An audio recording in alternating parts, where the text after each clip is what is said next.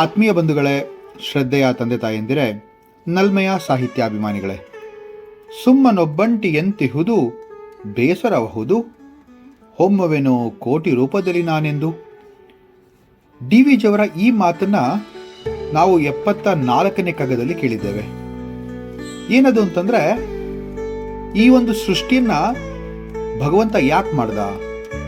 D V ಜಿಯವರ ಹೇಳೋ ರೀತಿಯಲ್ಲಿ, ಸುಮ್ಮನೆ ಒಬ್ಬನೇ ಕೂತಿದ್ದೀನಿ, ಹಾಗಾಗಿ ನಾನು 108 ಕೋಟಿ ರೂಪದಲ್ಲಿ ನಾನು ನಿಮ್ಮ ಎದುರಿಗೆ ಬರ್ತೀನಿ ಅಂತ ಹೇಳಿ ಈ ಸೃಷ್ಟಿಯನ್ನ ಮಾಡಿದ್ನೋ ಏನೋ ಅಂತ.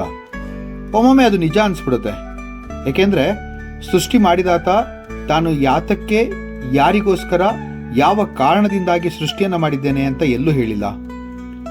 ಸೃಷ್ಟಿ ಮಾಡುವಾತ ಯಾರು ಅಂತ ನಮಗೆ ಯಾರಿಗೂ ಸರಿಯಾಗಿ ಗೊತ್ತೂ ಇಲ್ಲ.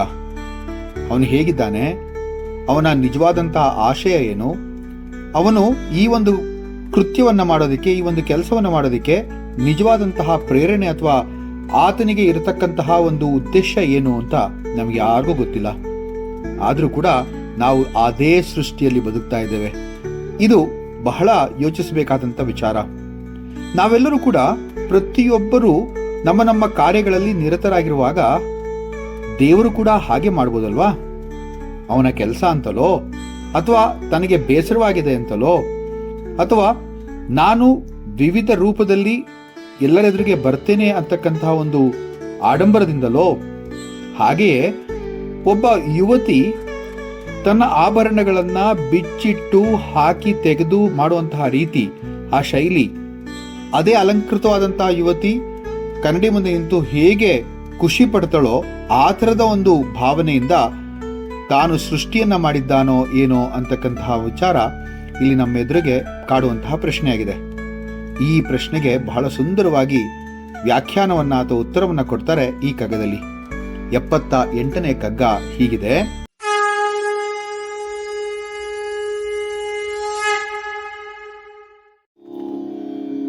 ತರುಣಿ ತನ್ನೊಡವೆಗಳ ತಳೆಯುತ್ತ ತೆಗೆಯುತ್ತ ಪರಕಿಸುತ್ತೆ ಮುಕುರದಲ್ಲಿ ಸೊಗಸುಗಳ ಪರಿಯ, ಮರೆತೆಲ್ಲವನು ವಿಲಸಿ ಪಂತೆ ತಾಂ ವಿಶ್ವದಲ್ಲಿ, ಮೆರೆಯುವನು ಪರಬೊಮ್ಮ ಮಂಕುತಿಮ್ಮ ಮಂಕುತಿಮ್ಮ.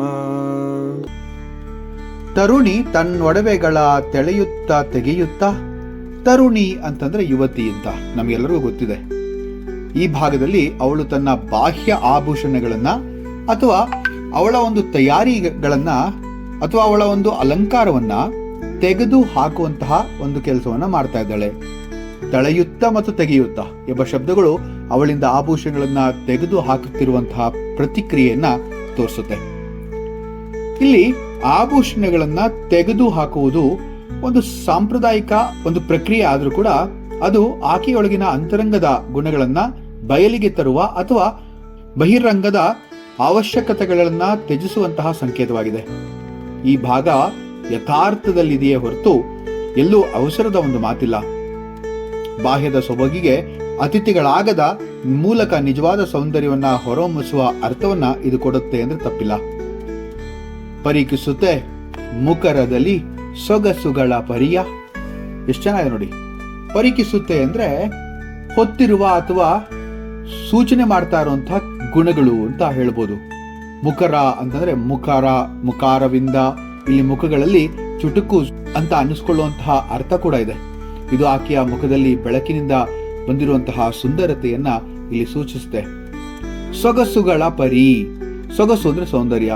ಆ ಸೌಂದರ್ಯದ ರೀತಿ, ಅದನ್ನ ಅತ್ಯುತ್ತಮವಾಗಿ ಪ್ರದರ್ಶನ ಮಾಡುವಂತಹ ರೀತಿ.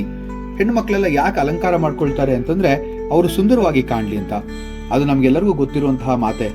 ಈ ಭಾಗದಲ್ಲಿ ಆಕೆಯ ಮುಖದಿಂದ ಹೊರಹೊಮ್ಮುವ ನಗು ಆಗಿರ್ಬೋದು, ಅಥವಾ ಶಾಂತಿ ಅಥವಾ ಸೌಂದರ್ಯ ಆಗಿರ್ಬೋದು, ಬಾಹ್ಯ ಆಭೂಷಣಗಳಿಗಿಂತ ಹೆಚ್ಚಾಗಿ ಪರಿಣಾಮಕಾರಿ ಆಗಿರುತ್ತೆ. ಆದ್ರೂ ಕೂಡ ಈ ಆಭೂಷಣಗಳನ್ನ ತೊಡುವಂತಹ ಒಂದು ಪ್ರತೀತಿ ನಮ್ಮಲ್ಲಿ ಈಗಿನದ್ದು ನೆನ್ನೆದಲ್ಲ. ಅತಿ ಹಳೆಯ ಕಾಲದಲ್ಲೂ ಕೂಡ ಅವರಿಗೆ ದಕ್ಕಿದಂತಹ, ಅವರಿಗೆ ತೋಚಿದಂತಹ ವಸ್ತುಗಳಿಂದ ಆಭರಣಗಳನ್ನ ಮಾಡಿ ಹಾಕೊಂಡಿದ್ದು ಕೂಡ ಇದೆ. ಇಲ್ಲಿ ನಮಗೆ ಸಿಗುವಂತಹ ತಾತ್ಪರ್ಯ ಏನಪ್ಪಾ ಅಂತಂದ್ರೆ, ನಿಜವಾದ ಸೌಂದರ್ಯ ಅವಳ ಬಾಹ್ಯ ಆಭೂಷಣಗಳಲ್ಲಿಲ್ಲ, ಅವಳ ಮನಸ್ಸಿನಲ್ಲಿರುವಂತಹ ಸುಂದರತೆ, ನಗು ಮತ್ತೆ ಅವಳ ಹೃದಯದಲ್ಲಿ ಇರತಕ್ಕಂತಹ ಶಾಂತತೆಯಿಂದ ಸಿಗುತ್ತೆ ಅಂತ ಹೇಳ್ತಾರೆ. ಮರೆತೆಲ್ಲವನು ವಿಲಸಿಪಂತೆ ತಾಂ ವಿಶ್ವದಲ್ಲಿ. ಮರೆತೆಲ್ಲವನು ಎಂಬಂತಹ ಪದ ಎಲ್ಲವೂ ಮರೆತು ಹೋಗೋದು ಅಂತ. ಇದು ತಾತ್ವಿಕವಾಗಿ ಬಾಹ್ಯ ಸೌಂದರ್ಯ, ಐಶ್ವರ್ಯ ಅಥವಾ ಪ್ರಪಂಚದ ದಾರಿಗಳನ್ನೆಲ್ಲ ತ್ಯಜಿಸ್ಬಿಡೋದಕ್ಕೆ ಪ್ರತ್ಯೇಕ ಸೂಚನೆ ಕೊಡ್ತಾ ಇದೆ ಅಂತ ಹೇಳ್ಬೋದು. ವಿಲಸಿಪಂತೆ ಅಂದ್ರೆ ಪ್ರಪಂಚದಲ್ಲಿ ಹೊತ್ತಿರುವ ಅದ್ಭುತ ಅಂತ ಹೇಳ್ಬೋದು, ಅಥವಾ ನಾಶವಾಗುವುದು ಕೂಡ ಅಂತ ಹೇಳ್ಬೋದು. ಅದು ಹೇಗೆ ಪ್ರಪಂಚದಲ್ಲಿ ಸ್ಫೂರ್ತಿಯನ್ನು ನೀಡಿದ್ರು ಕೂಡ ಸಾಂಪ್ರತಿಕ ಸಮಯದಲ್ಲಿ ಮಾಯವಾಗುವಂತೆ ಅದು ಕಾಣುತ್ತೆ. ವಿಲಾಸದಲ್ಲಿರುವಂತೆ ಅಂತ ಅನ್ನುವಂತ ಅರ್ಥ ಕೂಡ ಇಲ್ಲಿ ಬರುತ್ತೆ. ಈ ಜಗತ್ತೆಲ್ಲವನ್ನ ಮರೆತು ವಿಲಾಸದಲ್ಲಿರುವಂತೆ ಆ ಯುವತಿ ತನ್ನ ಸೌಂದರ್ಯವನ್ನ ಕನ್ನಡಿ ಮುಂದೆ ನಿಂತು ನೋಡ್ತಾಳಲ್ವಾ, ಇದು ಇನ್ನೊಂದು ಮಾರ್ಗದರ್ಶನವನ್ನ ಕೂಡ ನೀಡುತ್ತೆ ನಮ್ಗೆ. ಪ್ರಪಂಚದ ಮಾಯೆಯಾದ ಸೊಬಗುಗಳು ಅಥವಾ ಅದರ ಬಾಹ್ಯ ವೈಭವವೇ ಒಂದು ಸಮಯದಲ್ಲಿ ನಾಶವಾಗುತ್ತೆ ಅಂತ ಹೇಳುವಾಗ, ನಿಜವಾದ ಸೌಂದರ್ಯ ಮತ್ತು ವೈಭವವನ್ನ ಕೇವಲ ದೈವಿಕ ಮತ್ತು ಆತ್ಮೀಯ ದೃಷ್ಟಿಯಿಂದಲೇ ಕಂಡಿಡ್ಕೋಬೇಕೇ ಹೊರತು ಬಾಹ್ಯದ ಆಡಂಬರದಿಂದ ಅಥವಾ ಅಲಂಕಾರದಿಂದ ಅಲ್ಲ ಅನ್ನುವಂಥ ಮಾತು ನಮಗೆ ಇಲ್ಲಿ ತೋರಿಸುತ್ತೆ. ಇನ್ನ ಮೆರೆಯುವನು ಪರಬ್ರಹ್ಮ, ಇದಿಷ್ಟನ್ನು ಕೂಡ ಪರಬ್ರಹ್ಮ ಅಥವಾ ಪರಮಾತ್ಮ ಅಥವಾ ದೇವರು ಅಂತ ನಾವೇನು ಹೇಳ್ತೀವಿ, ಅಥವಾ ಸೃಷ್ಟಿಕರ್ತ ಅಂತ, ಪರಿಪೂರ್ಣ ದೈವಿಕ ಸೃಷ್ಟಿಯಿಂದ ಆದದ್ದೇ ಈ ಜಗತ್ತು. ಇದು ಜಗತ್ತಿನ ಎಲ್ಲಾ ಬಾಹ್ಯ ಮತ್ತು ಭೌತಿಕ ವೈಭವಗಳನ್ನ ತ್ಯಜಿಸಿ ಪರಮಾತ್ಮನಲ್ಲಿ ತೋರುವ ಶ್ರದ್ಧೆಗೆ ಒಂದು ದ್ಯೋತಕ ಅಂದ್ರೆ ತಪ್ಪಾಗಲ್ಲ. ಇದು ಸತ್ಯ ಮತ್ತು ಪರಮೋತ್ತಮ ವಸ್ತುವನ್ನ ತಲುಪಲು ದೇವರ ಮೇಲೆ ಭಕ್ತಿಯನ್ನ ಪ್ರದರ್ಶಿಸಬೇಕಾಗತ್ತೆ. ಆ ಸಾರಾಂಶ ಏನಪ್ಪಾ ಅಂತಂದ್ರೆ, ಭಕ್ತಿ ಬಾಹ್ಯವಾಗಿರಬಾರ್ದು, ಆಂತರಿಕ ಸೌಂದರ್ಯದಿಂದ ಆದ್ರೆ ಆ ಭಕ್ತಿಗೂ ಒಂದು ನೆಲೆ, ಆ ಭಕ್ತಿಗೂ ಒಂದು ಧ್ಯೇಯ. ಆ ಹುಡುಗಿ ತನ್ನ ಆ ಸೌಂದರ್ಯ, ಒಬ್ಬ ಯುವತಿ ತನ್ನ ಒಡವೆಗಳನ್ನ ಹಾಕೊಳ್ತಾಳೆ, ತೆಗಿತಾಳೆ, ಕನ್ನಡಿ ಮುಂದೆ ನಿಂತ್ಕೊಳ್ತಾಳೆ, ತನ್ನ ಚೆಲುವನ್ನ ನೋಡ್ಕೊಳ್ತಾಳೆ.